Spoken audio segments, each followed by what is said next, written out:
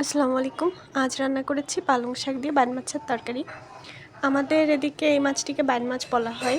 প্রথমে তেল গরম করে একটু মশলা দিয়ে লবণ হলুদ দিয়ে মাখিয়ে রাখা মাছটাকে দিয়ে দিয়েছি তেলে কষানোর জন্য।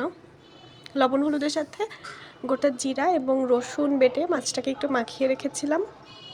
এখন ওই মাছটাকে সুন্দর করে কষিয়ে নিব।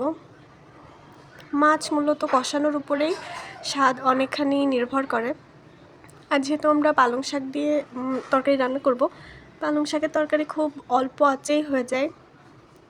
তাই মাছটাকে সুন্দর করে প্রথমে কষিয়ে নিয়েছি। এখন শাক দেওয়ার আগে মাছে একটু পানি দিয়ে নিয়েছি। পানিটা একটু টানলে শাক দিয়ে শাকের উপরে হালকা একটু লবণ ছিটিয়ে দিতে পারেন, তাতে শাক দ্রুত সেদ্ধ হয়ে যাবে।